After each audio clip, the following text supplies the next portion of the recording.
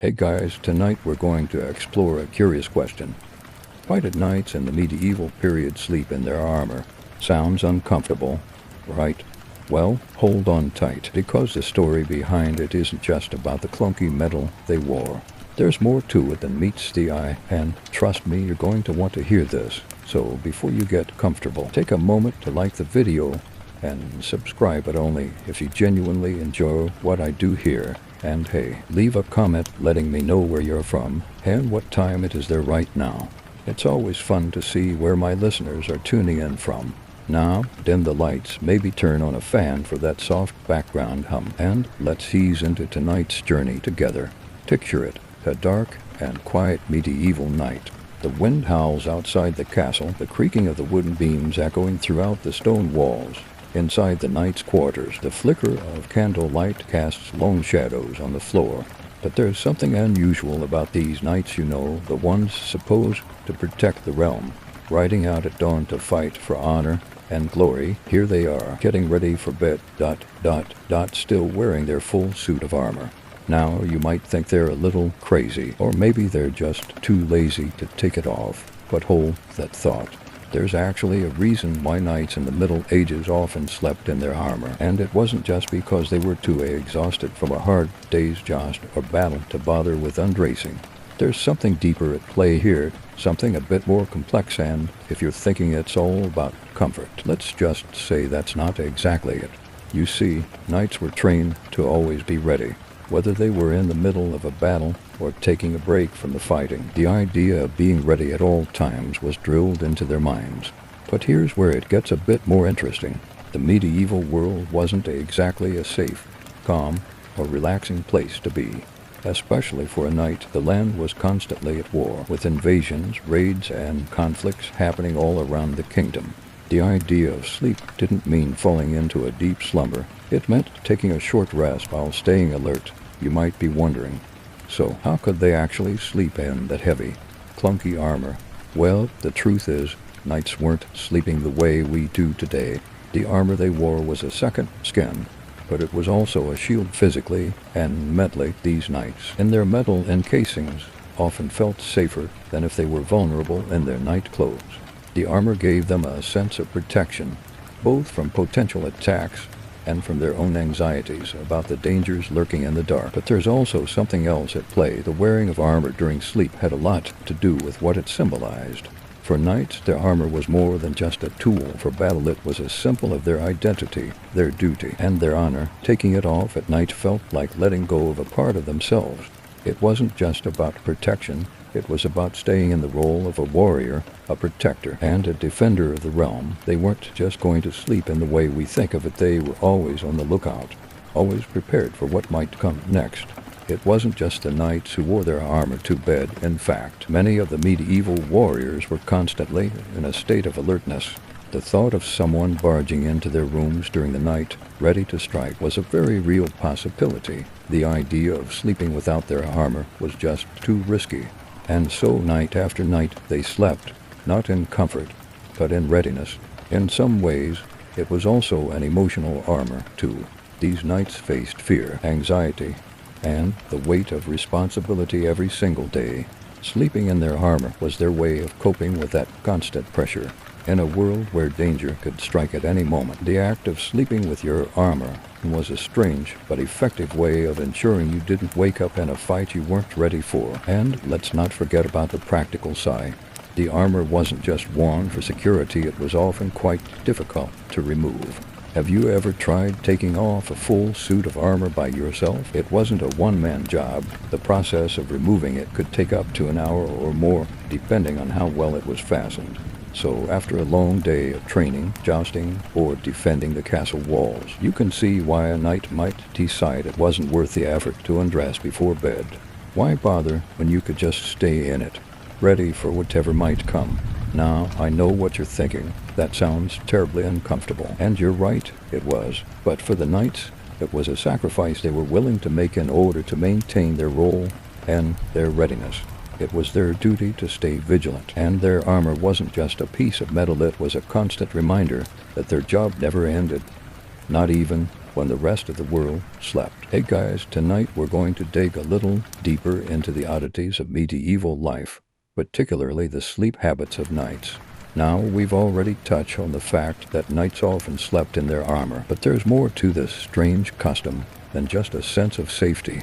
So settle in, because we're going to explore the bigger picture of medieval sleep culture and what it really meant to be a knight in the Dark Ages. So, before you get comfortable, take a moment to like the video and subscribe, but only if you genuinely enjoy what I do here. And hey, I'd love to know where you're tuning in from tonight. Drop a comment below and tell me what time it is in your part of the world. Now, dim the lights, maybe turn on a fan for that soft background hum, and let's ease into tonight's journey together. So, imagine yourself as a knight, preparing for yet another long night on the castle's cold stone floors. It's been a full day of training, sword practice, and perhaps even a few rounds of jousting. Your body aches, and all you want is a good night's sleep. But here's the kicker. Instead of collapsing into a comfy bed with fluffy pillows, you've got your full suit of armor on, ready to face the night like a soldier on constant watch. Now, you might think this is just some kind of medieval superstition or eccentricity, but the reality is far more practical and kind of terrifying. Honestly, it wasn't just about the armor. It was about the way medieval people viewed sleep itself. You see, back then, sleep wasn't this peaceful, uninterrupted activity we take for granted. Medieval nights were full of danger, uncertainty, and a whole lot of paranoia. The idea of resting peacefully, unaware of what might be lurking in the shadows, was a luxury that knights, and really most people, couldn't afford. Castles were constantly at risk of attack, and the idea of a surprise raid during the night was a very real fear. So for a knight, sleeping in armor wasn't just about being prepared for battle, it was about psychological preparedness. The armor provided a sense of security, not just physically, but mentally. It was their way of coping with the knowledge that, in medieval times, danger could strike at any moment. But here's the twist. Sleep wasn't just about survival in the traditional sense. It was also a deeply religious and cultural thing. Back then, the medieval mindset was heavily shaped by religion, and the idea of sleep was often connected with spiritual battles. You see, many knights believed that the night wasn't just a time for rest, it was a time when demons, spirits, and all sorts of evil could sneak into your dreams or even attack you in your sleep.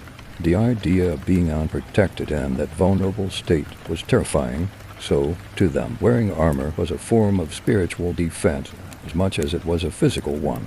Now, before you start thinking that these knights were just paranoid, let's throw in a fun little medieval fact. Sleep itself was seen as a bit of a strange limbo. People didn't fully understand the biological process of sleep, and so it was often viewed as a time of weakness. This is where the whole sleeping with your armor on thing comes into play. You weren't just defending your body, you were guarding your soul. The armor acted as a barrier against the unknown, a shield against nightmares, attacks, and even spiritual harm. But here's another kicker. Medieval knights didn't exactly sleep the way we do today. No, they didn't hit the sack for a solid 8 hours of deep sleep. In fact, sleep was divided into what we now call biphasic sleep. This meant that knights, and pretty much everyone else, would sleep into distinct phases. The first phase was a few hours after sunset, and the second phase, the watchful sleep, would occur around midnight. They'd wake up for a couple of hours, often engaging in prayer, talking to fellow soldiers, or just making sure everything was secure before going back to sleep.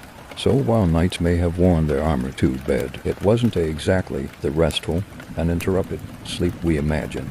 Another fun tidbit for you: because of this segmented sleep pattern, it was actually quite common for people in the medieval era to engage in what they called night watching. It was a social thing. People would gather in the dark of night and chat, eat, pray, or even play music. It wasn't all doom and gloom. For some, this was the time to bond with fellow knights, share stories, or just relax a bit in a way that was uniquely medieval. But here's where the debate comes in. History scholars still argue about whether knights really did sleep in their armor as often as legends suggest. Some believe that knights had the option to remove parts of their armor for comfort, especially if they were at home or in a safe place. Others, however, insist that knights were always on high alert, unable to afford the luxury of comfort when there were so many dangers lurking around. And, of course, there's the camp that thinks knights only slept in armor during periods of war or when they were on duty, rather than as a daily routine. The truth is, the practice of sleeping in armor may have been more symbolic than practical for some. It represented their role as warriors, defenders of the realm, and an ever-present readiness to defend their honor, even while they rested. But one thing's for sure, no matter how they did it, knights never fully got to experience that deep, restful sleep we enjoy today. They had to stay vigilant, both physically and spiritually, prepared for whatever the night might bring. Hey guys, tonight we're going to dive a little deeper into the medieval mindset and how it shaped the way knights lived, and yes, that includes their odd relationship with sleep. But trust me, this isn't just about how knights slept in armor. It's about the bigger picture of medieval life and the unique ways knights had to cope with constant danger, duty, and even their own fears. So before you get comfortable, take a moment to like the video and subscribe, but only if you genuinely enjoy what I do here. And hey, drop a comment below to tell me, what's the weirdest medieval practice you've heard of? I'm sure you've come across some oddball habits from that era. Now, dim the lights, maybe turn on a fan for that soft background hum, and let's ease into tonight's journey together. Let's imagine you're a knight again, lying there in your cold stone chamber, trying to get some rest before another long day of training and duty. You're in full armor because, well, you never know when danger might strike, and it's anything but comfortable. The cold metal presses against your body, and the weight of the armor makes it hard to move. But somehow, this is how you've always slept. It's just ... the way things are. You might wonder, how could anyone sleep like this? And you're not alone in that thought. Many people back then probably had the same question. The truth is, knights had a whole different view on what sleep really was in medieval times. Sleep wasn't the relaxing, rejuvenating experience we think of now. It wasn't about snuggling under soft blankets and drifting into a peaceful slumber. Oh no, sleep was seen as a time of vulnerability, a time when the body and mind were at their most defenseless. There was no central heating, no comfy memory foam mattress, and certainly no pajamas. Instead, there was cold stone and the hard, uncomfortable weight of armor. And while you might think this would drive anyone crazy, it actually made sense for knights, because their job didn't just require physical strength. It required mental fortitude as well. Staying in armor while sleeping was a constant reminder of their duty. They were always on edge, always prepared for a potential attack, and that mindset was part of their training. They couldn't afford to rest easy, and wearing armor helped reinforce that constant state of alertness. But let's not ignore the psychological aspect here. Being a knight was a high-stakes job, high honor, high responsibility, but also high risk. The pressure to perform in battle, to protect the king, the land, and their own reputation was immense. Imagine living every day knowing that your survival might depend on your ability to react in an instant. Now, take that pressure and mix it with the idea that, at night, you could be ambushed while you're vulnerable in your sleep. Wearing armor wasn't just a precaution, it was a coping mechanism for that constant anxiety. It was as if the armor became a shield for the mind, too. If they could control the fear of being unprotected at night, they could handle whatever came during the day. And let's not forget the role of religion in all this. For medieval knights, the idea of protection wasn't just about physical defense, it was spiritual too. Many knights believed that the night was a time when evil spirits, demons, and other supernatural threats were more active. These beliefs weren't just fantasy, they were deeply ingrained in medieval Christian teachings. So, in a way, wearing armor to bed was also about defending themselves from more than just physical threats. It was about spiritual warfare. Knights weren't just battling with swords and shields. They were battling with their own fears, their doubts, and their sense of safety in an unpredictable world. If you look at it through this lens, the act of sleeping in armor doesn't seem so crazy. In fact, it becomes clear that it was a deeply ingrained habit tied to the core of what it meant to be a knight. Their life was about being prepared for any eventuality, even in the most vulnerable moments. And what better way to be ready than by staying in armor? Not only was it a physical shield, it was a psychological one, too. Interestingly, even the very concept of rest in the medieval world was different from how we think of it today. People didn't sleep in long, uninterrupted stretches like we do now. In fact, medieval sleep was often divided into two distinct periods, what we now call biphasic sleep. People would sleep for a few hours after dusk, then wake up in the middle of the night for a couple of hours before going back to sleep again. This wasn't just a quirky habit, it was practical. People used that waking time to pray, socialize, or even get some work done. So, if knights were sleeping in armor, they likely had these watchful breaks in the middle of the night to stay alert, to reflect, or to pray for safety. Now, this brings us to the big question. How did they manage to sleep at all in such a heavy, uncomfortable suit of armor? The answer is they probably didn't sleep deeply. Sleep was more about taking short naps, staying in a light doze, and being ready to jump up if something happened. Even though their bodies might have been lying down, their minds were always on guard, always prepared for whatever might come their way. It's also worth noting that knights weren't just wearing one piece of armor. No, they wore several layers of protective gear. There were chainmail shirts, padded garments, and the iconic plate armor that covered their bodies. All of this combined to create a bulky, cumbersome suit, which made getting a full night's rest pretty much impossible. But for a knight, this wasn't an inconvenience, it was just part of the job. Being uncomfortable was a small price to pay for ensuring that they could defend themselves at any given moment. And when you think about it, it kind of makes sense. Sleep was always a risky proposition in the medieval world, and it was hard to imagine a knight getting a restful night knowing that danger could be lurking at any time. Hey guys, tonight we're going to explore another interesting aspect of medieval knightly life, just how much these warriors depended on their armor for more than just protection. We've already talked about how they slept in their armor, but now let's take a closer look at the psychological side of things. Why did knights wear their armor as a badge of honor? And how did it affect their identity as warriors? Spoiler alert, it wasn't just about looking tough. So, before you get comfortable, take a moment to like the video and subscribe, but only if you genuinely enjoy what I do here. And hey, leave a comment below and tell me, would you be able to sleep in armor? I'm curious if anyone would really want to. Now, dim the lights, maybe turn on a fan for that soft background hum, and let's ease into tonight's journey together. Let's imagine you're a knight again, only this time you're not just getting ready for sleep, you're getting ready for battle.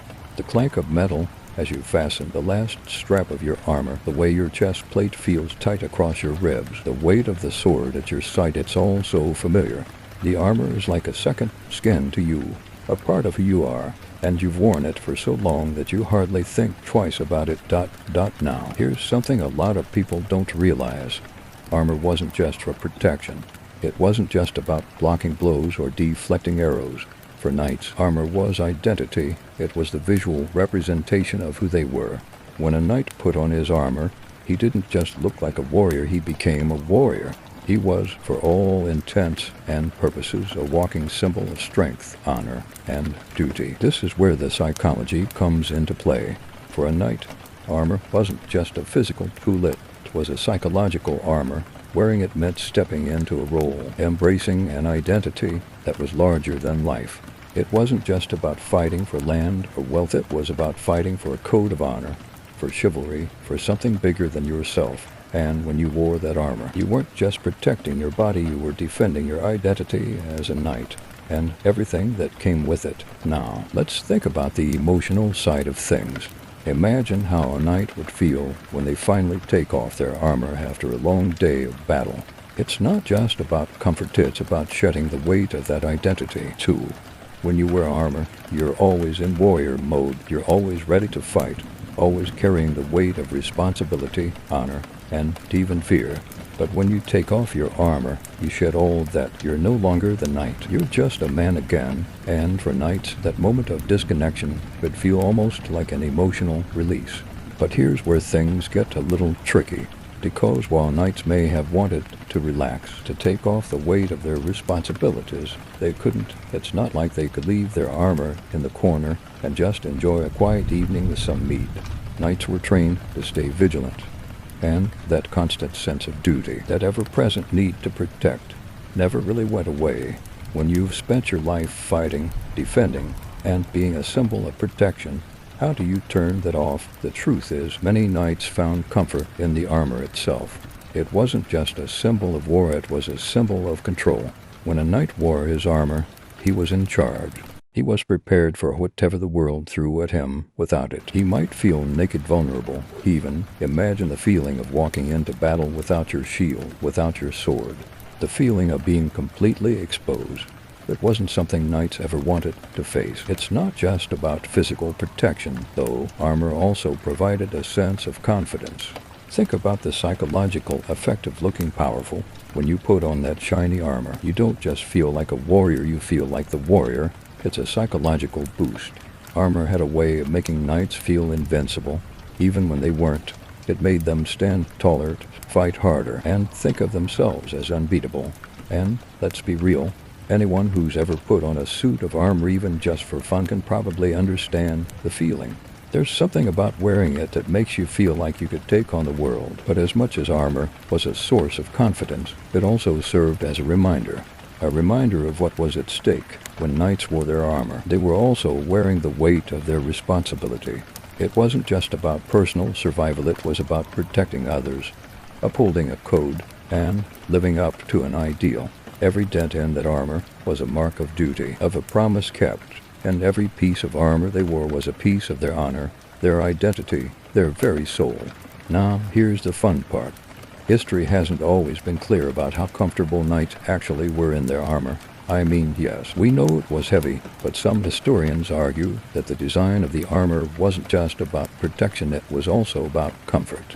Comfort might be a strong word, but some knights actually spent time tweaking their armor to make it fit better, allowing them to move more freely in battle. Others, however, insist that the armor was terribly uncomfortable, restricting movement and making even basic tasks difficult. Some even say that knights had a hard time sitting down or eating in their full gear, but whatever the case, one thing is clear: knights and their armor were inseparable. That suit of metal wasn't just for protection, it was part of who they were, both physically and mentally, and while the world around them evolved, one thing remained the same. A knight's identity was forever bound to the armor he wore. Hey guys, tonight we're taking a closer look at the mind of a knight, specifically what they were thinking when they were out of the spotlight, away from the battlefield, and in those rare moments when they could take a breather, the moments where they weren't swinging swords or leading troops, but instead dealing with their own fears, doubts, and the realities of living a knight's life. So, before you get comfortable, take a moment to like the video and subscribe, but only if you genuinely enjoy what I do here. And hey, drop a comment and let me know. What do you think knights would have feared the most? Was it battle, dishonor, or something else entirely? Now, dim the lights, maybe turn on a fan for that soft background hum, and let's ease into tonight's journey together. Let's pause for a second and imagine you're a knight again, but this time you're not in armor, and you're not about to ride into battle. You've just returned to your castle after a long day of training. You've taken off your heavy armor finally, and now you're in a quiet room with only the faint light of candles flickering on the stone walls. The day's adrenaline is wearing off, and in the stillness of the night, the thoughts begin to settle, and knights were trained to be fearless on the battlefield, to lead their men with strength and courage. But off the field, they were often battling something a little harder to face, their own inner demons. Despite their reputation as strong warriors, many knights lived with a deep-seated fear of failure, fear of dishonor, and sometimes even fear of their own vulnerabilities. You see, the life of a knight wasn't all about riding on horseback and fighting in tournaments. There was a lot of pressure to constantly prove oneself, to maintain the code of chivalry, and to be a perfect example of courage and honor. But here's the catch. Knights weren't perfect, and they were only human. And though they wore the armor of a warrior, inside, they were just as capable of doubt, fear, and anxiety as anyone else. The pressure to live up to the high standards of knighthood, to be strong for everyone else, was enormous. The knight's entire life was about keeping up an image of invincibility, honor, and readiness, but the reality was much more complicated. One of the most unexpected things I learned about knights was their constant fear of dishonor. See, medieval knights were obsessed with their reputation. Their worth was often judged based on their bravery in battle, their loyalty to their lord, and their ability to uphold the chivalric code.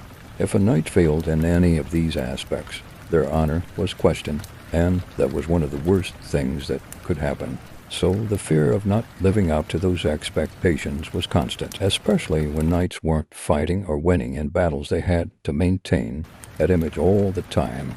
Imagine the pressure of that.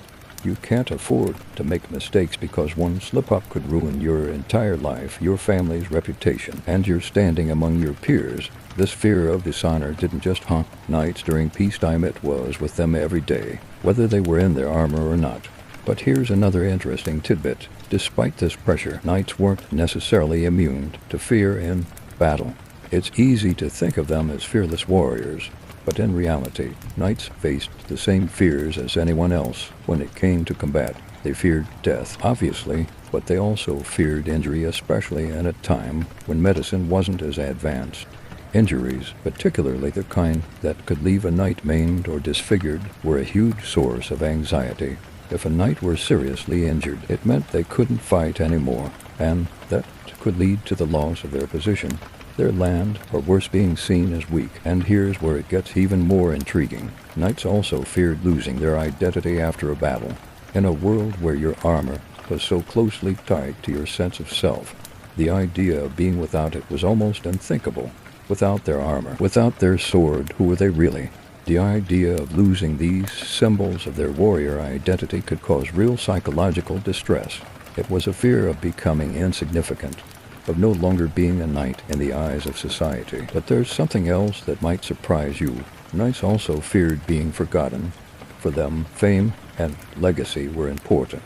Medieval knights weren't just fighting for the present, they were fighting for their names to live on forever, for future generations to tell tales of their valor.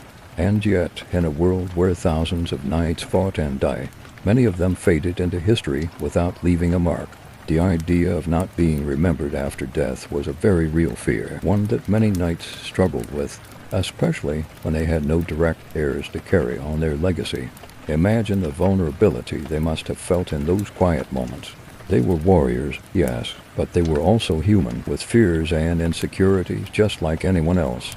Their lives were marked by the constant pressure to be perfect, to be the ultimate example of bravery and honor. But the reality, not so simple. They had to fight not just in battle, but in their own minds. They had to wrestle with their own demons, the fear of dishonor, the fear of injury, and the fear of fading into obscurity.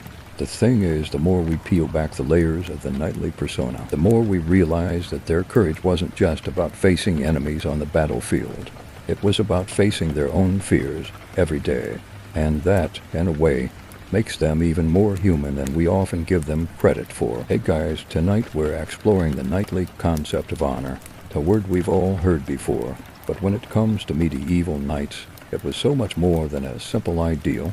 It was their only existence. So let's unravel this idea together and dive into what it meant to live and die by honor, and why this was both a source of immense pride and a crushing burden for knights. So before you get comfortable, take a moment to like the video and subscribe, but only if you genuinely enjoy what I do here. And hey, drop a comment letting me know what your honor code looks like. Does it resemble that of a medieval knight, or something a little more modern? Now, dim the lights, maybe turn on a fan for that soft background hum. And let's ease into tonight's journey together. Imagine this. You're a knight sitting in a grand hall after a long day of practice and training. The walls around you are adorned with banners and the gleam of polished armor. The fire crackles in the hearth, filling the room with warmth. But despite the comfort of the moment, something weighs heavily on your shoulders, your honor. It's a constant presence, and it's the very thing that defines you as a knight. But why does it feel like such a heavy burden? You've been trained your entire life to uphold a strict code of honor, the chivalric code. It's the thing that sets you apart from commoners, and the very foundation of your identity. You are to be brave, loyal, courteous, and just. You're expected to protect the weak, defend the honor of women, and serve your lord with unwavering loyalty. Every action you take, every word you say reflects on your honor, and the worst thing that could happen to you, to lose it. It might sound a bit dramatic, but for medieval knights, honor was everything. It was the reason they fought in wars, faced down their enemies, and risked their lives on a daily basis. But here's the catch: while honor was the source of their strength, it was also the thing that could bring them down. To lose your honor was to lose your entire purpose as a knight. Without it, you were nothing. Now, think about how this pressure must have felt. You can't just wake up in the morning and decide, today I'll be a little less honorable. No, the knights knew that every action, every decision was a reflection of their honor. It was a 24/7 commitment. If you fought valiantly in a battle but spoke ill of a fellow knight, you could tarnish your honor. If you were kind and protective toward women but then betrayed a trust in your private life, that could ruin your reputation. Even the smallest misstep could be seen as a major failure in upholding the chivalric code. But here's where things get interesting. The whole concept of honor was often subjective. Yes, knights had a code, but that code was interpreted differently depending on the time, the situation, and, of course, the person judging it. The same actions could be seen as honorable by some and dishonorable by others. One knight's idea of honor might be centered around personal bravery, while another might view it as loyalty to their lord. The concept wasn't as black and white as it might seem.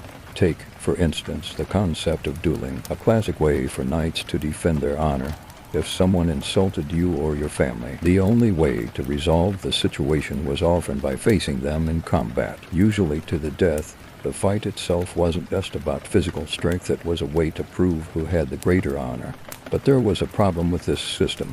Duels weren't always fair. Some knights might have had the better weaponry, more experience, or even a stronger moral position. But in the end, it was the winner who was seen as more honorable, regardless of the true nature of the battle. Now, what's fascinating is that the whole idea of honor wasn't just about fighting or war. It was also tied to how knights conducted themselves in everyday life. A knight's honor could be found in his demeanor, his treatment of others, and his ability to show restraint and humility. So while the big battles and victories were part of their code, so were the quiet, everyday actions. A knight could lose his honor if he acted with arrogance, showed cruelty, or failed to follow his word. Let us dive a little deeper into one of the key aspects of knightly honor: loyalty. The loyalty knights pledged to their lords was more than just a contractual obligation. It was a sacred duty.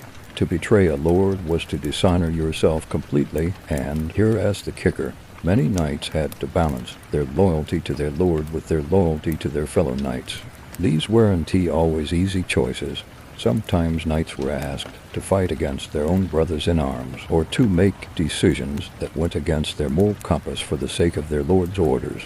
The resulting internal conflict must have been immense. In addition to loyalty, there was also a sense of courtesy that knights had to uphold. This wasn't just about being nice. It was about behaving in a way that reflected your noble birth and role in society. Knights were expected to protect women, to act with dignity, and to never use their strength against the weak.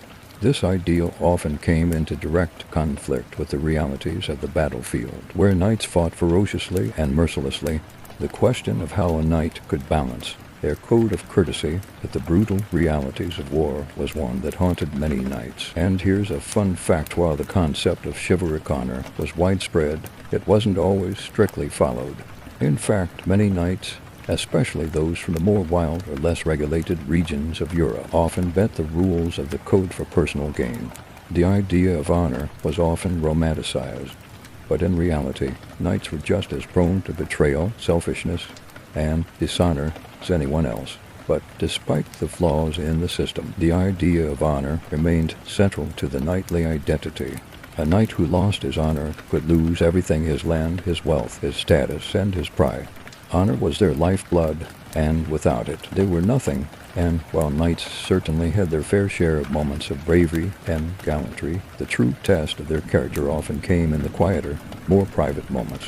How they lived day to day, how they treated others, how they faced their own fears. These were the real measures of a knight's honor. Hey guys, tonight we're going to talk about one of the most fascinating parts of being a knight, the concept of loyalty. Now, loyalty is a word we hear a lot today, but for medieval knights, it was almost sacred. Their loyalty wasn't just about keeping promises or staying true to friends. It was about life or death, honor, and the very foundation of their identity. So let's dive into what it truly meant to be loyal in the medieval world and how it shaped the lives of knights. So before you get comfortable, take a moment to like the video and subscribe, but only if you genuinely enjoy what I do here. And hey, while we're on the topic, what do you think loyalty meant back in medieval times? Drop a comment and let me know your thoughts. Now, dim the lights, maybe turn on a fan for that soft background hum, and let's ease into tonight's journey together. Alright, imagine this. You're a knight, standing tall in your full armor, the weight of your sword at your side, and the weight of your lord's command even heavier on your mind. You've been sworn to loyalty, to serve your lord and protect your land with your life. Your entire identity is bound to this promise.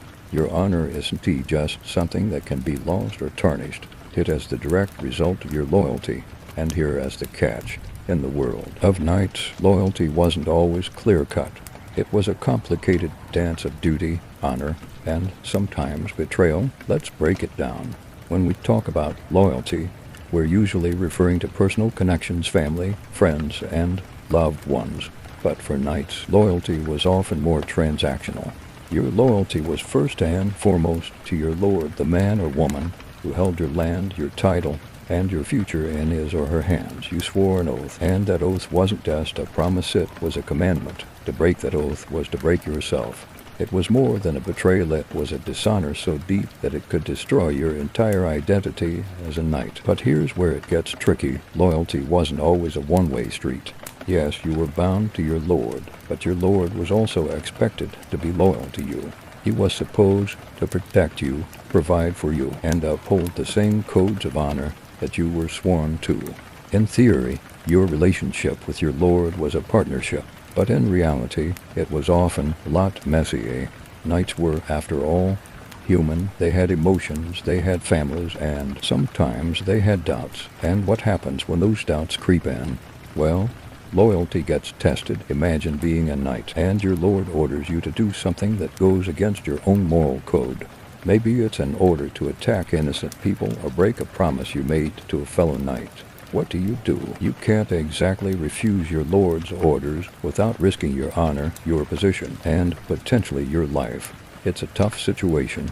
Many knights found themselves in these kinds of moral dilemmas, torn between their loyalty to their lord and their sense of what was right. And this wasn't just theoretical.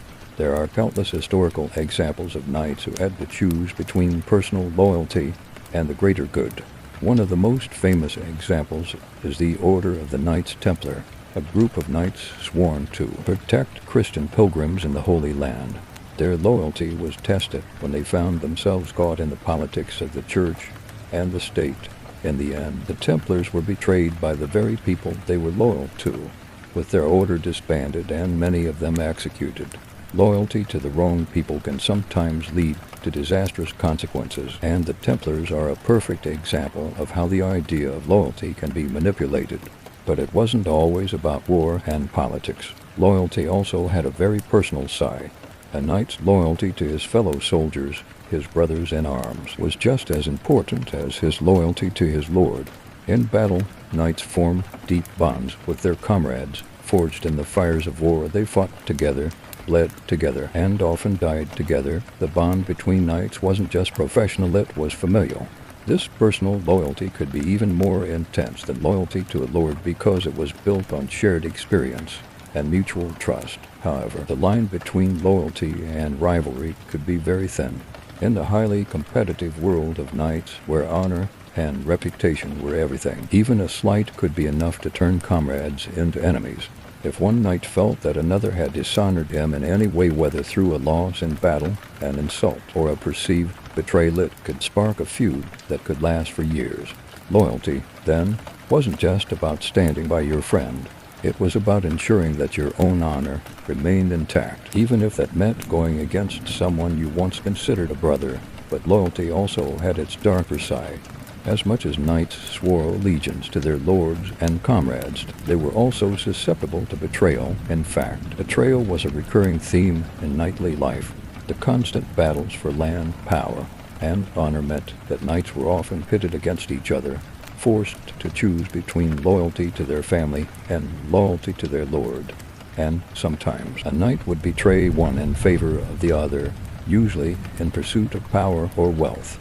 The consequences of betrayal were severe, but the temptation to act in one's own interest was ever present. So what did loyalty really mean in medieval times? It meant everything, but it also meant nothing at the same time. Loyalty was a double-edged sword, something to be cherished and protected, but also something that could be manipulated and broken.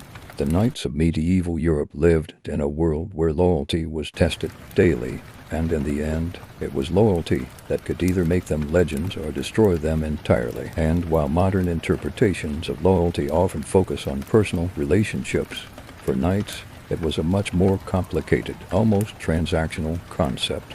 Loyalty was both a personal virtue and a public obligation, a balancing act that required knights to navigate the shifting tides of power, honor, and duty. Hey guys, tonight we're going to explore the romanticized but often misunderstood concept of a knight's duty. We've heard about their vows of loyalty, their honor, and their role as protectors. But what did their duty really entail beyond the shiny armor and grand speeches? What were knights expected to do day in and day out? Let's break it down and explore how knights' responsibilities extended far beyond just swinging swords and riding into battle. So, before you get comfortable, take a moment to like the video and subscribe, but only if you genuinely enjoy what I do here. And hey, tell me in the comments, what's the one knightly duty you think would be hardest to live by? I'd love to know. Now, dim the lights, maybe turn on a fan for that soft background hum, and let's ease into tonight's journey together. So picture yourself again as a knight, living in your stone castle, shield and sword always within reach. You've sworn to protect your lord, your land, and uphold the values of chivalry.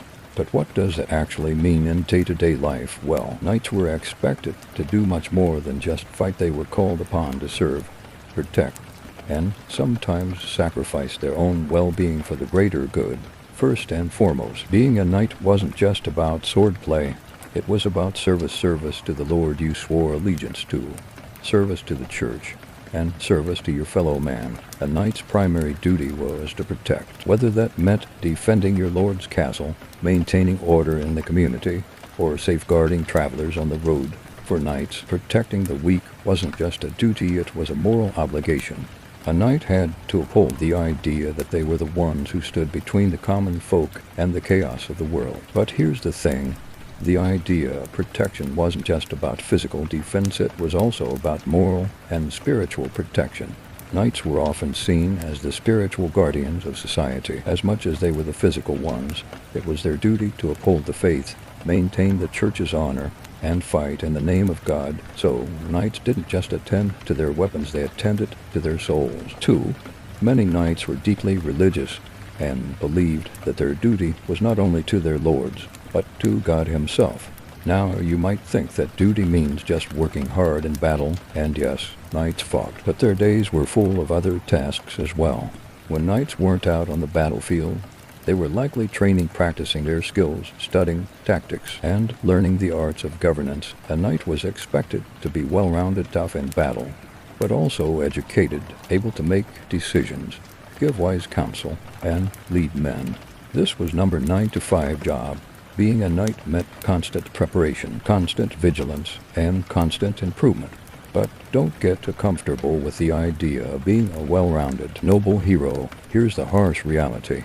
Knights were also expected to be ruthless when the situation called for it. In the heat of battle, knights had to be able to make quick, decisive actions, sometimes leading to brutality. The code of chivalry might have emphasized protecting the weak, but that didn't stop knights from engaging in bloody sieges or executing captured enemies. Their duty wasn't just about saving people, it was also about defeating the enemy. whatever it took. One of the most important but often overlooked aspects of a knight's duty was their role as peacemakers. In a world where most disputes were settled through violence, knights were also expected to step in and resolve conflicts in a way that preserved peace. They were tasked with maintaining order both on and off the battlefield. A knight might have been called upon to mediate a dispute between landowners, settle a political conflict, or even step in to quell an uprising. This wasn't always glamorous, and it didn't always involve swinging swords, but it was part of their duty. Nonetheless, knights were also called to be models of virtue. They were supposed to be courageous, loyal, and honest traits that weren't just expected on the battlefield, but in their everyday lives. In theory, a knight was the epitome of what it meant to be a man of honor. He had to live up to these ideals, not just when facing the enemy, but in his personal relationships, his dealings with his fellow knights, and even in his private moments. It wasn't easy to uphold these standards, and many knights struggled with the balance of duty and personal desires.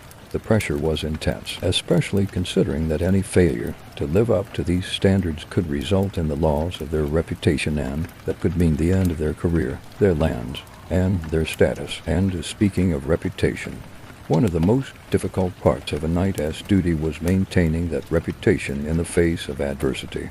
Knights were constantly judged not just by their actions, but by how they were perceived by others. A single misstep, whether it was failing to protect a village or losing a duel, could ruin a knight's standing.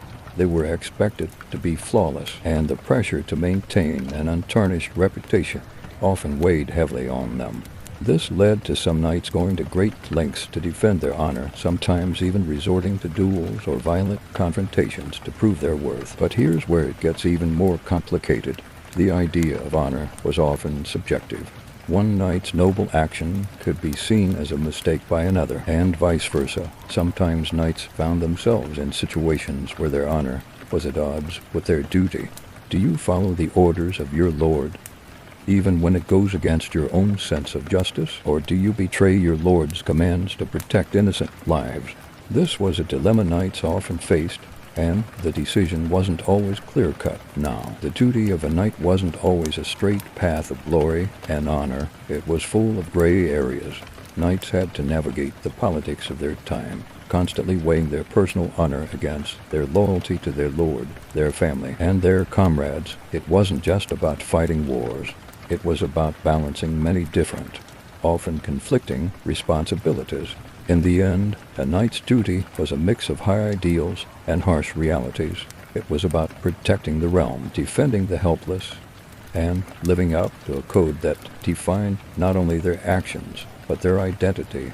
But it also meant facing difficult choices, contradictions, and the inevitable weight of responsibility that came with being the protector of the kingdom. Hey guys, tonight we're exploring one of the most fascinating, yet often misunderstood aspects of a knight's life: the pressure of legacy. You know, the idea that knights weren't just fighting for the present, they were fighting to be remembered, to leave behind a legacy that would echo through the centuries. So let's dive into how the quest for glory and honor shaped knight actions, decisions, and ultimately their sense of self. So before you get comfortable, take a moment to like the video and subscribe, but only if you genuinely enjoy what I do here. And hey, in the comments, let me know, do you think knights were more focused on creating their legacy or living in the moment? What would you choose? Now, dim the lights, maybe turn on a fan for that soft background hum, and let's ease into tonight's journey together. Alright, imagine you're a knight again, but this time you're not just wearing your armor for a battle or a tournament. No, tonight you're lying in bed, your armor placed carefully beside you. It's been a long day training, practice, maybe even a bit of political maneuvering. And as you lie there, your thoughts turn not to the present, but to the future. The idea of legacy weighs heavily on your mind. How will you be remembered? What will your descendants say about you? Did you live up to the expectations of a knight? This might sound like a strange thing to worry about in the middle of the night, but for a knight, legacy was everything. A knight didn't just fight for personal gain or for the glory of battle. He fought to leave behind a name that would echo through the halls of history. They weren't just warriors, they were living legends in the making, constantly striving to carve out a place in history that would survive long after their swords had rusted and their castles had crumbled.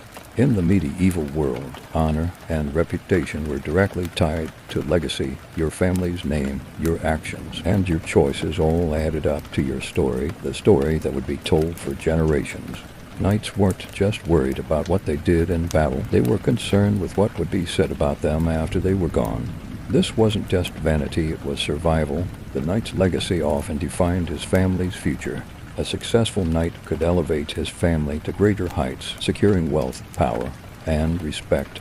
But a knight who failed in battle, or worse, lost his honor, could drag his family's name through the mud. But what does it take to build a legacy? For knights, it was about more than just winning battles. It was about how you fought, the decisions you made, and the moral compass you followed. Knights had to uphold a strict code of chivalry, and their actions were constantly judged by others. If a knight failed to protect his lord, if he ran from battle, or if he dishonored his comrades, that failure would be written into his legacy, tarnishing his family name for generations. On the flip side, knights who succeeded were remembered as heroes, whose deeds were sung by bards, whose names were passed down through stories and songs. The greatest knights of history became almost mythical figures, and their legacies were woven into the very fabric of medieval culture. But here's the catch. Legacy wasn't just something knights could control.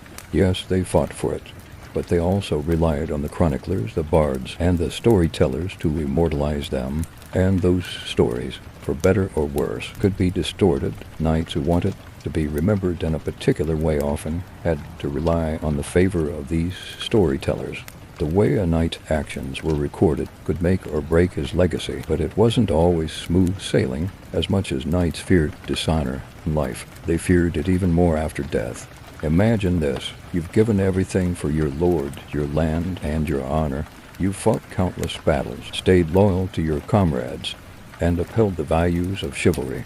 Yet, in the end, if your story is told poorly, if the chroniclers don't record your actions accurately, you could be remembered as a fool, a coward, or worse, all those sacrifices gone in the wind. It's hard to deny that knights were often driven by this fear of a poor legacy. You can almost see them standing on the battlefield, sword in hand, glancing around and wondering, will they remember me as a hero or a failure? This constant pressure to leave a mark on history was something that shaped their every action, from the smallest of deeds to the grandest of battles. This brings us to an interesting point, the idea of immortality.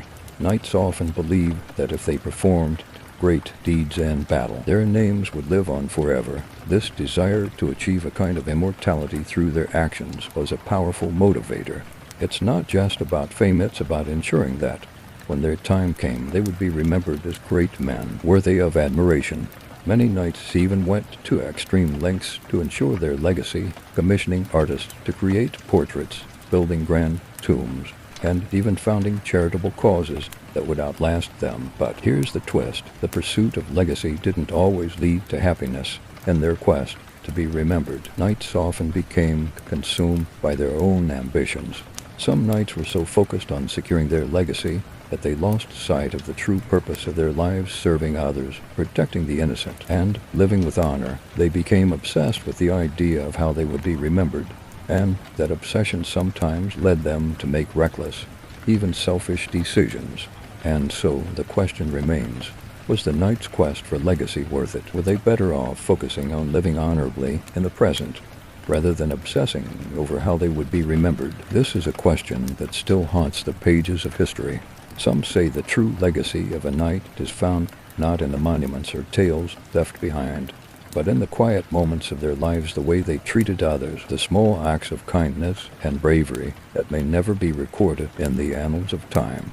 At the end of the day, knights were just men, just like anyone else. They wanted to be remembered, but they also wanted to live to serve, to protect, and to uphold the values that they held dear. Their legacy may have been shaped by their actions, but their true worth was found in the way they lived, not just the way they were remembered. Hey guys, tonight we're diving into a question that's often left in the shadows of history. How did knights really feel about the idea of death We've all heard the glorious tales of knights charging into battle, swords raised high. But what about the real fear and anxiety they likely felt before going into combat?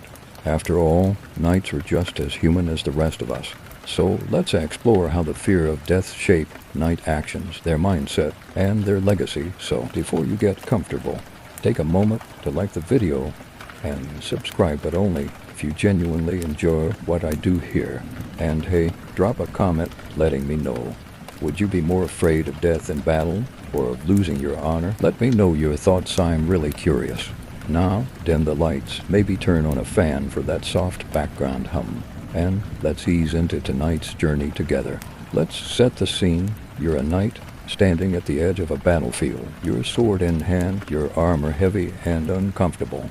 The sky above is gray and filled with the sound of distant thunder, a prelude to the violence about to unfold. Your comrades are around you, the tension palpable in the air. You've trained for this moment your entire life, and yet, as the trumpet sounds and the battle begins, a strange feeling creeps up on you: fear.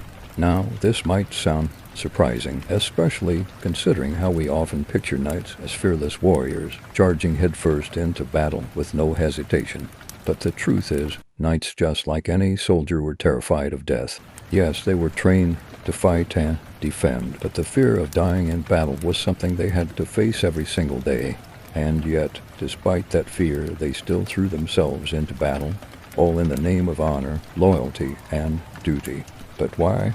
Why didn't knights just run away? Why didn't they turn tail and escape when faced with the very real possibility of death? The answer lies in the complex relationship knights had with death itself. For a knight, death wasn't just an end, it was a means to an immortal legacy. Dying in battle was seen as the ultimate sacrifice, a way to secure your place in history, to be remembered as a hero who gave everything for his cause. The idea of dying in combat, while terrifying, was often romanticized as the best way to ensure eternal glory. Yet, despite the idealized image of the knight dying heroically on the battlefield, the reality was far more complex. The fear of death wasn't just about the act of dying, it was also about the consequences. What would happen to your family, your lands, your legacy if you died in battle? Would you be remembered as a hero, or would you be just another casualty, your name forgotten in the dust of time? These questions haunted knights, especially when the battle was not going in their favor. Now, let's talk about the fear of death in more personal terms. Knights weren't just facing physical death, they were also facing the possibility of dishonor. The medieval world had a very strict code of honor, and for a knight, death was only acceptable if it came with the honor of battle. Dying in your bed, cold and untested, was a fate worse than death. The shame of not living up to the expectations of a knight would linger long after the body was gone. And if a knight died without honor, his legacy could be tarnished forever. Take, for example, the knights who died from wounds that left them maimed or disfigured. In a society that valued physical strength and beauty, those knights faced a deep emotional struggle. It wasn't just about surviving the injury, it was about maintaining the image of the perfect knight. For those who survived their injuries, the question became, what is a knight when he can no longer fight? Their sense of identity was closely tied to their ability to serve, to fight, and to protect. When they were physically incapable of doing those things, their worth in the eyes of society, especially their fellow knights, was often diminished. There is also the psychological aspect of honor in battle. Knights were not just fighting for themselves. They were fighting for their lord, their family, and their country. The pressure to succeed was immense. Imagine knowing that your death in battle wouldn't just affect you, it would affect everyone who depended on you. If you died and failed, your lord might lose land, your family might lose status, and your reputation could be permanently damaged. It wasn't just a personal tragedy. It was a collective one, and yet, for all this fear, there was also a strange sense of calm that came with knowing death was always just a step away. Knights often lived in a state of constant readiness for battle. They knew the risks they were taking every time they put on their armor. But part of what made knights so formidable was their ability to push through that fear, to take the risks despite the consequences. In a way, the constant presence of death gave their lives meaning. It gave them a cause to fight for, something larger than themselves. This brings us to a powerful paradox. Knights lived with the knowledge that their life could be cut short at any moment, yet that very knowledge drove them to live with greater purpose. The fear of death made them strive to live honorably, to make each moment count. In a way, they faced death head-on, not because they were fearless, but because they knew it was an inevitable part of the knight's journey, and in facing that fear, they became something more than just warriors. They became symbols of what it meant to fight for something greater than oneself. Now, while we often think of knights as heroes in shining armor, ready to take on dragons or enemies in grand battles, the truth is that the reality of being a knight was full of deep personal struggles. The fear of death, the pressure to live up to a code of honor, and the emotional toll of facing constant danger were part of what made their lives so difficult. But as they charged into battle, the knights were also confronting a deeper philosophical question. What is the meaning of life when death is always just around the corner? And that question, what makes life worth living, even when you know it could end at any moment, was something knights grappled with every day. In the end, it wasn't just about the battles they fought, it was about the legacy they hoped to leave behind and the courage they showed in facing death with dignity. Hey guys, tonight we're diving into a fascinating aspect of medieval life, the concept of chivalry. We've all heard about knights being paragons of virtue, brave and noble on the battlefield. But what did that really mean? What did the medieval chivalric code actually entail? And how did it shape knights' lives beyond just swinging swords and fighting battles? So before you get comfortable, take a moment to like the video and subscribe, but only if you genuinely enjoy what I do here. And hey, let me know in the comments, what do you think is the most important part of chivalry? Courage, loyalty, or courtesy? I'd love to hear your thoughts. Now, dim the lights, maybe turn on a fan for that soft background hum, and let's ease into tonight's journey together. Picture yourself as a knight again, standing in the courtyard of your castle. A new day dawning before you. The weight of your sword is familiar in your hand, but there's something else that weighs just as much: chivalry. The chivalric code isn't just a set of rules, it's the very essence of who you are as a knight. It governs how you act, how you treat others, and how you live your life. But what does it actually mean to live by this code? And how does it shape your every action? The concept of chivalry wasn't just about fancy swordplay or riding into battle to rescue a damsel in distress. It was a complex set of ethical guidelines that knights were expected to follow. At its core, chivalry was about honor, but it was also about duty, courtesy, and loyalty. To be a knight wasn't just to be a warrior. It was to embody these values in every aspect of life, from the battlefield to the dinner table. First and foremost, chivalry demanded that knights protect the weak. This wasn't just about protecting women and children, though that was certainly part of it, but also the poor, the sick, and the defenseless. A knight was expected to stand as a shield for those who couldn't protect themselves. This idea of protection was not just physical, it was moral. Knights were to serve as examples of virtue, to show kindness and respect to those less fortunate. Imagine a knight riding through a town, making sure that no harm came to the innocent. It was more than a job, it was a calling. But here's the interesting part. This idea of protection wasn't as simple as it seems. For many knights, the line between protecting and controlling was blurry. They were supposed to be defenders of the helpless, but often this meant asserting control over the very people they were trying to protect. Knights held great power, and with that power came a certain responsibility that could sometimes slip into a kind of paternalism, where they viewed those they protected as needing their guidance or even their rule. Alongside protection came the knightly ideal of loyalty. A knight's first loyalty was to his lord, the one who granted him land and status. But knights also swore loyalty to their brothers in arms and to the church. Loyalty was sacred. To betray your lord or your comrades was one of the greatest dishonors a knight could suffer. But what happens when loyalty conflicts, when your loyalty to your lord clashes with your loyalty to a fellow knight or to a moral ideal? These were the kinds of questions knights faced daily, and sometimes there was no easy answer. Now, let's talk about the courtesy side of chivalry. We often think of knights as warriors, but they were also expected to be polite, humble, and gracious. The idea was that a knight's manners should reflect his honor. He was expected to act with dignity at all times, especially in the company of others. This was particularly important when interacting with women. Chivalry dictated that knights treat women with the utmost respect, protect them from harm, and serve them with courtesy. This idealized image of knights gallantly helping women off their horses or rescuing them from peril might sound familiar, but it was deeply rooted in the medieval social structure.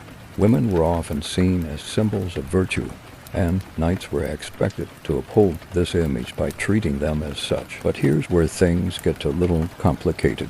While the ideal of courtesy seemed to elevate women, it also confined them to a certain role.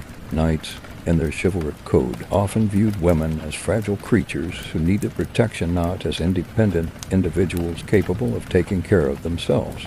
The same code that elevated women also limited their autonomy because it placed them in a passive role. Knights didn't just fight to protect women, they fought to protect the idea of women as symbols of purity and honor. And what about the knight's honor? This is the key piece of the puzzle. A knight's honor was the cornerstone of his identity. His honor wasn't just about winning battles or being brave, it was about living according to a moral code.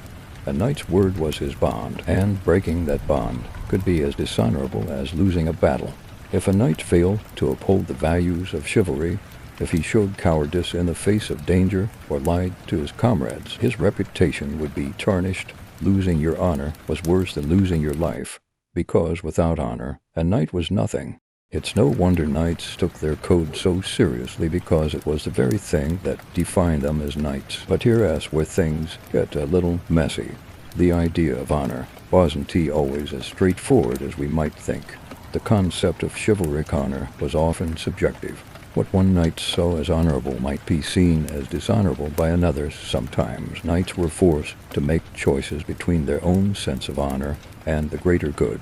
For example, if a knight's lord ordered him to commit an atrocity in battle, the knight's honor might be called into question. Was it more honorable to obey your lord or to disobey him to protect innocence?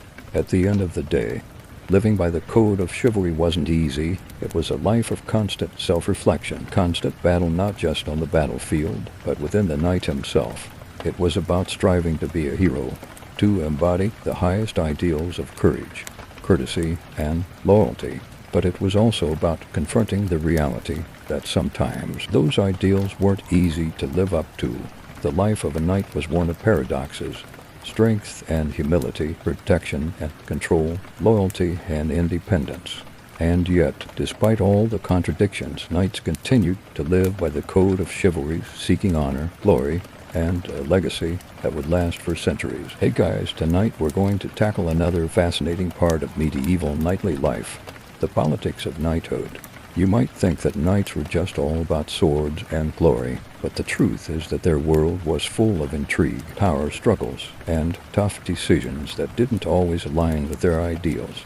So let's take a look at how knights navigated the treacherous waters of politics, loyalty, and power, and how it all affected their role in society. So before you get comfortable, take a moment to like the video and subscribe, but only if you genuinely enjoy what I do here. And hey, drop a comment below to tell me, what do you think is the most dangerous part of being a knight, the battles or the politics?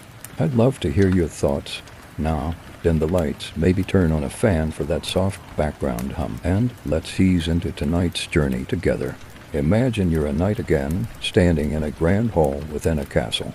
The flickering light from the torches casts shadows on the stone walls, and the air is thick with the murmurs of lords, ladies, and fellow knights. There's a sense of unease in the room, despite the grand occasion. The feast is about to begin, but the real drama isn't in the food, it's in the politics unfolding around you.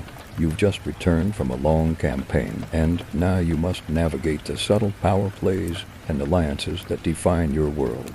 This is where the true danger lies for you, not just in the battles, but in the shifting loyalties and the ever-present threat of betrayal. For knights, the concept of loyalty wasn't as simple as it seems. Sure, you swore an oath to your lord, and you pledged your sword to defend your land, but the reality of medieval politics was far more complex. Loyalty to one's lord could easily conflict with loyalty to fellow knights, your family, or even the king. A knight had to constantly weigh his allegiance whether to the person who held his land, the kingdom that protected his family, or the broader idea of justice. Take the power struggles between lords. For example, it wasn't uncommon for knights to find themselves caught in the crossfire of these battles. A knight would swear allegiance to one lord only for that lord to be at odds with another, and when those conflicts arose, knights had to make a choice. Do they stay loyal to the lord they swore allegiance to, or do they switch sides to ensure their survival and advancement? Sometimes the decision wasn't as clear-cut as it might seem. Knights had families to protect, and if they backed a losing side, they risked losing everything. You might be thinking, well, loyalty was pretty straightforward for a knight. They just fought for their lord. But here's the kicker. Even the definition of loyalty was flexible. The political landscape of medieval Europe was constantly shifting, and knights had to adapt quickly to stay in the good graces of their superiors. Lords would change allegiances, and kings would betray their own knights in pursuit of greater power. A knight's position, his lands, his wealth, they were all dependent on the political whims of the time. And this meant that a knight could rise or fall based on his ability to navigate the political game. One particularly treacherous aspect of knightly politics was the role of favors. In a world where power was often distributed through personal relationships rather than formal institutions, knights frequently relied on the goodwill of their superiors.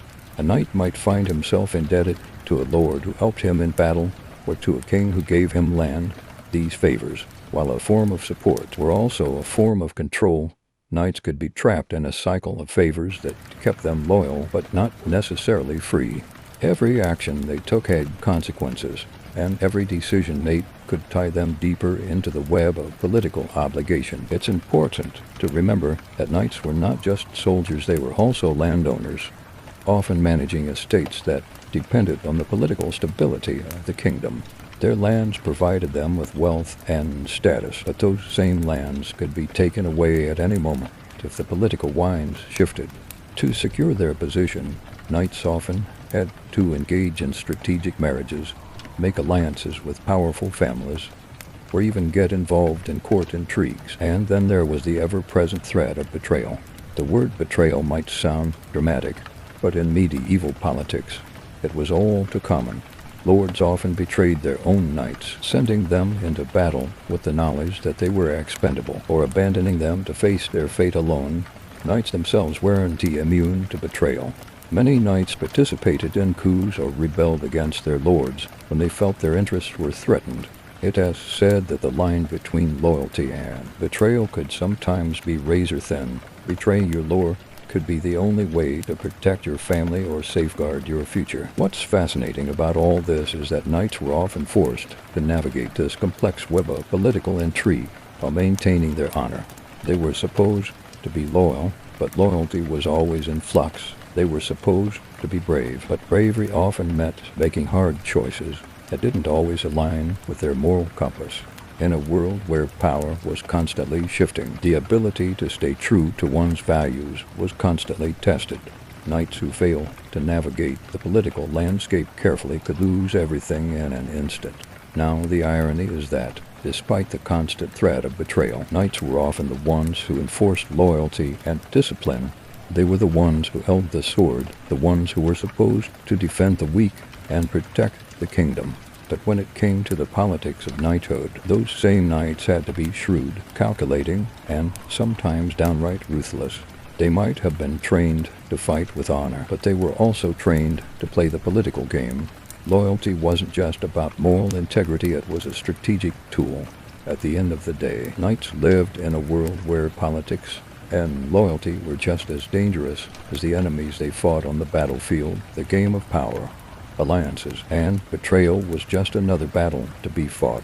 And while knights may have been great warriors, they were also deeply entangled in the complexities of medieval politics, where even the smallest misstep could cost them everything. Hey guys, tonight we're diving into something you probably haven't thought about much when it comes to knights, their relationships. You know, knights in shining armor, saving the damsels and battling evil, right? But behind all the sword fights and chivalric deeds, There were also complex relationships, friendships, rivalries, and even romantic entanglements. Knights were not just warriors. They were people with personal lives, struggles, and feelings. So let's take a closer look at how relationships shape the lives of knights because, spoiler alert, it wasn't all about honor and glory. So before you get comfortable, take a moment to like the video and subscribe, but only if you genuinely enjoy what I do here. And hey, while we're at it, drop a comment letting me know. You think knights were more focused on their duty or their personal relationships? Let's see which side you're on. Now, dim the lights, maybe turn on a fan for that soft background hum. And let's ease into tonight's journey together. Imagine you're a knight again. You've just returned from a long campaign. Your armor battered and worn, your sword dull from the many battles you've fought. You're tired, but your duty isn't over yet. You're back at your castle, and while the rest of the world may see you as a warrior to your family and friends, you're still just a person with emotions, needs, and complicated relationships. Knights were often seen as the paragons of virtue, brave, honorable, and chivalrous. But when you take off the armor and the weight of responsibility, you're left with something just as complex: humanity. Beneath that polished exterior, knights had to deal with personal relationships that weren't always so simple. The pressures of loyalty, duty, and honor didn't just shape their actions on the battlefield, they shaped their interactions with the people closest to them. Let's start with friendships.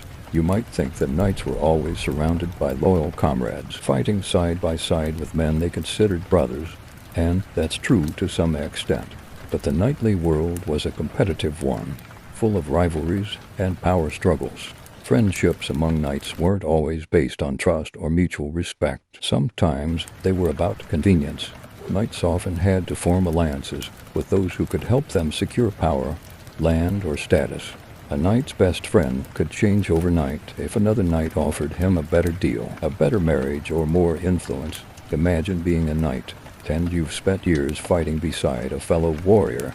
You've shared countless battles, spilled blood together, and vowed loyalty to each other. But then your friend is offered a better position by your lord or perhaps a higher rank, and suddenly that friendship is tested. Loyalty to your lord might require you to act against your friend's interests.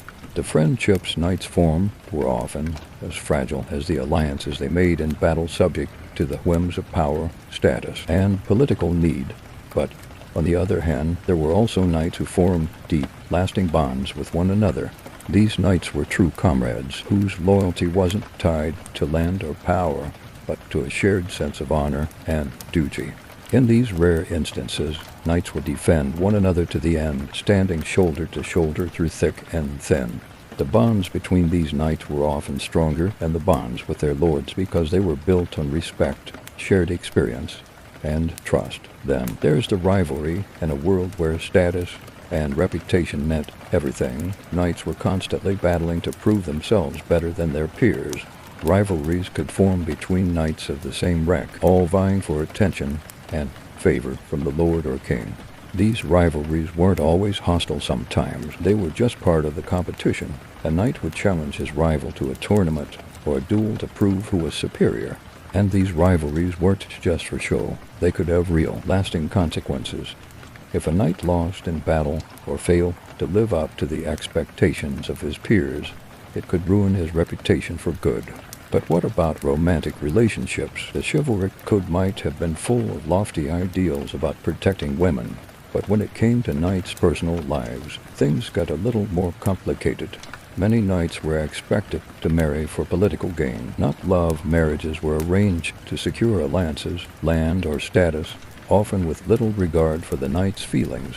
But that didn't mean knights didn't have love interests or affairs. In fact, knights were often involved in passionate romances, sometimes with ladies of the court or even women from rival factions. But here's where it gets interesting. These romantic relationships weren't just about personal feelings. They were about honor. A knight's reputation could be heavily influenced by his relationship with a lady. If a knight was seen as noble and courteous, he would win the favor of women, and with that favor, he'd gain social capital. But if a knight was seen as dishonorable in his dealings with women, his reputation would suffer. Chivalry dictated that knights were supposed to protect women and uphold their honor, but in practice, things weren't always so ideal. Knights often faced the dilemma balancing their romantic desires with their duties as protectors and warriors. Now, let's take a moment to talk about the emotional toll of being a knight. Despite the romanticized image of knights as noble warriors, the truth is that their lives were often filled with emotional strain. A knight's duty to his lord, his family, and his comrades was all-consuming. It's hard to imagine the stress of constantly having to live up to a code of honor while also navigating personal relationships, power struggles, and political alliances. The emotional labor that went into maintaining these relationships, whether it was with fellow knights, family members, or romantic partners, must have been immense. What's fascinating is that, despite all these complexities, knights were often seen as the epitome of masculinity. They were expected to be strong, tough, and impervious to emotional vulnerability. But behind that exterior, knights had feelings, they had insecurities, fears, and desires they loved and lost. And they struggled with the same personal challenges that anyone else would face in relationships. In many ways, knights were just as human as the rest of us. Not at the end of the day. The relationships knights formed were as complicated as the knights themselves. They were bound by duty, loyalty, and honor, but also by personal desires, rivalries, and fears. The world of medieval knights wasn't just about battles and glory. It was also about the quiet moments, the friendships, the betrayals, and the love that shaped their lives. Hey guys, tonight we're stepping into something a little more personal. What was it really like to be a knight when the battle was over? We've all heard the tales of their heroism on the battlefield, but what about the quieter, more reflective moments in a knight's life? What did they do when they weren't fighting? And how did they spend their time when they weren't in full armor? Let's dive into the more human side of knighthood. So, before you get comfortable, take a moment to like the video and subscribe, but only if you genuinely enjoy what I do here. And hey, while we're at it, drop a comment telling me, what do you think knights did in their free time? Was it all about honing their skills, or did they kick back and relax too? Nah, dim the lights, maybe turn on a fan for that soft background hum, and let's ease into tonight's journey together.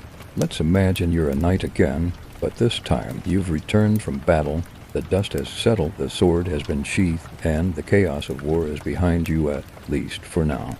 The battle is won, and you have some time to yourself. You've earned it. What do you do with your downtime? Well, here's the thing. Being a knight wasn't just about fighting. It was about living life as a complete person, even if you spent most of your days on the battlefield. For starters, when knights weren't engaged in battle or training, they often spent their time maintaining their physical fitness. After all, knights were expected to be in peak condition, not just in terms of combat skill, but also in endurance.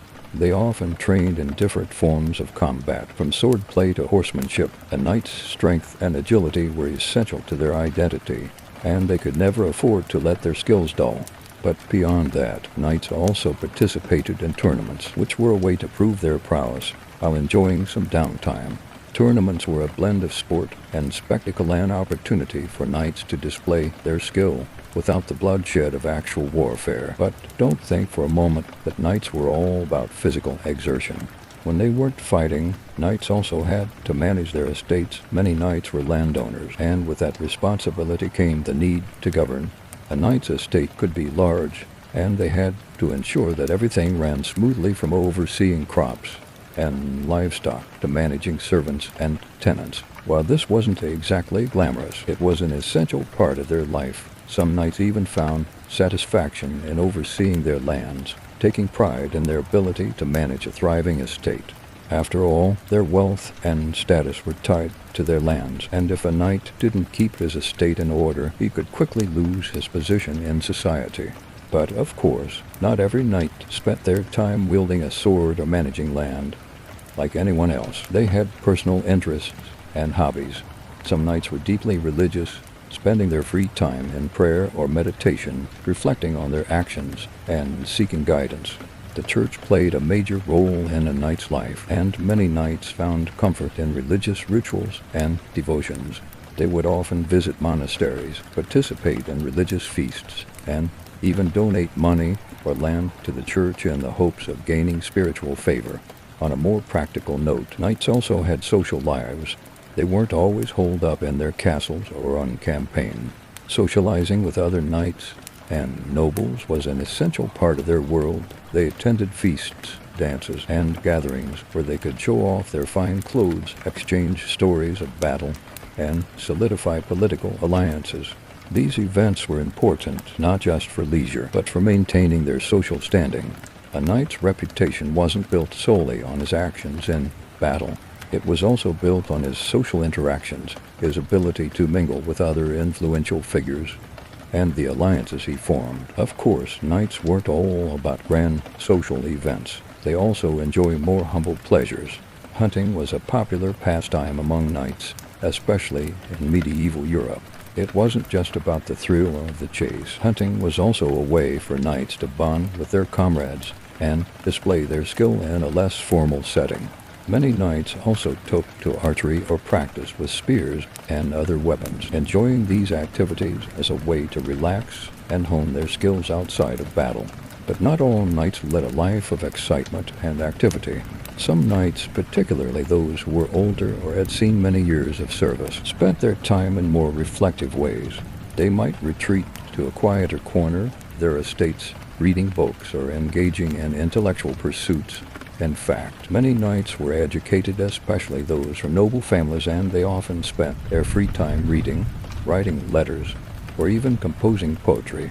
This intellectual side of knighthood is often overshadowed by the image of knights as warriors, but many knights were well versed in history, literature, and philosophy. In a way, knights had to balance a complex array of duties and interests. They were soldiers, landowners, socialites, and even philosophers. Their lives weren't all about the glory of battle. There was a constant balancing act between their duty to fight and their need to engage in other aspects of life. And that's what makes the life of a knight so fascinating. Their experiences were just as varied as the people who lived them. However, not every knight found peace in their personal lives. Some struggled with the emotional toll of war. Unable to leave behind the horrors of battle, when they returned home, the trauma of combat was real, and knights weren't immune to the psychological effects of war. Some knights may have found comfort in their personal relationships, but others may have turned inward, burdened by the weight of their experiences. This side of knighthood, the mental and emotional toll of constant battle and duty, is something that's often overlooked, but it was an essential part of their lives. At the end of the day, the life of a knight wasn't just about being a warrior. It was about living a full life with all the ups and downs, joys and struggles that come with it. Whether they were fighting in a tournament, managing their lands, or enjoying a quiet moment of reflection, knights were more than just the sum of their battles. They were complex individuals, just like anyone else, and their lives were filled with moments of peace, passion, and purpose. Hey guys, tonight we're bringing this journey through the world of knights to a close. We've explored the battles, the honor, the politics, and the relationships that define their lives. But what happens when you take a step back and look at the bigger picture? What is the true legacy of the medieval knight? And how did their world full of duty, fear, loyalty, and sacrifice shape the future? So, before you get comfortable, take a moment to like the video and subscribe, but only if you genuinely enjoy what I do here. And hey, let me know in the comments, what do you think knights left behind in history? Was it their valor, their code of honor, or something more? Now, dim the lights, maybe turn on a fan for that soft background hum, and let's ease into tonight's journey together. As you reflect on the knights, you realize their lives were anything but simple. From the outside, knights are often portrayed as the quintessential heroes, strong, brave, noble warriors who fought for honor and glory. But when you take a deeper look, you see the complexities of their lives, the fear of death, the burden of duty, the pressure to uphold honor, and the struggle for legacy. These were not just men of war. They were men of contradiction. In the grand scheme of history, knights were both symbols and servants, symbols of an idealized form of chivalry and servants to the powers that be. They fought for their lords, for the church, and for their families. but in doing so they often sacrificed their own well-being, both physically and emotionally. Knights were expected to live up to an impossible standard, and even the most honorable knights faced the challenges of balancing their duty with their own desires, fears, and flaws. But despite all the hardships and contradictions, knights were part of something larger than themselves. They were living embodiments of the values of their time: loyalty, bravery, honor, and sacrifice. And even as the world around them changed, even as the feudal system faded and the medieval era came to an end, the knightly code and the ideals they represented continued to resonate through history in many ways. Knights were the architects of a certain kind of medieval society. They were the warriors who protected the realm, but they were also the leaders who shaped the communities in which they lived. Their lives were full of conflict, but they were also defined by moments of heroism, camaraderie, and service. In a world full of danger and uncertainty, knights provided a sense of order and structure, even if that structure was built on a foundation of constant struggle. And what about their legacy? Well, the legacy of knights lives on in many ways. It lives on in the stories and legends that continue to capture our imagination's tales of brave knight saving kingdoms, defending honor, and riding off into the sunset. It lives on in the ideals of chivalry and honor that still influence how we view leadership, duty, and morality today. And it lives on in the continued fascination with the Middle Ages, the age of knights, castles, and epic battles. But the legacy of knights isn't just about the myths and legends. It's also about the real, human struggles they face.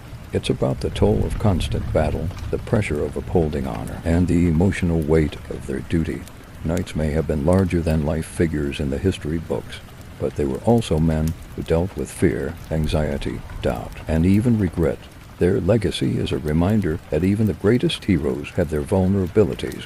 And as we look back on their lives, we can see that knights were more than just warriors. They were people who struggled to reconcile their ideals with the reality of their world. They were people who fought, loved, suffered, and died in the name of honor, and in that struggle they left behind a legacy that shaped the world for centuries to come. So what can we learn from the knights of the Middle Ages? Maybe it's the idea that living with honor isn't just about winning battles or achieving glory. It's about staying true to your values, facing your fears, and doing what's right, even when the path ahead isn't clear. It's about understanding that being a hero isn't about perfection, it's about perseverance, integrity, and the willingness to fight for what's worth fighting for. As we close tonight's story, think about the knights not just as warriors, but as complex individuals who navigated a world full of danger, duty, and contradiction. And perhaps in their story, you'll find something that resonates with your own journey, whether it's the pursuit of honor, the struggle with fear, or the desire to leave a lasting legacy. It looks like we've reached the end of the series on knights, their lives, struggles, and legacies. I hope you enjoyed this deep dive into the complexities of medieval knighthood. Now, let's slowly wind down as we close this chapter of history. Take a deep breath, let your mind drift, and let the weight of the day slip away. Imagine yourself nestled into the comfort of a peaceful, medieval world. The battles are behind you, the armor set aside for the night, and you can rest easy knowing the story of those brave knights has been told. You've walked with them through moments of glory, fear, and honor, and now it's time to reflect on all that you've learned. The legacy they left is one of honor and courage, but also of humanity, vulnerability, and the constant pursuit of meaning in a turbulent world. As you drift toward sleep, let their story remind you that just like knights, we all carry with us both our strengths and our fears, and it's how we navigate them that defines our legacy. Good night, my friend. Sleep well, and may your dreams be filled with courage, honor, and all the quiet moments that make life truly meaningful.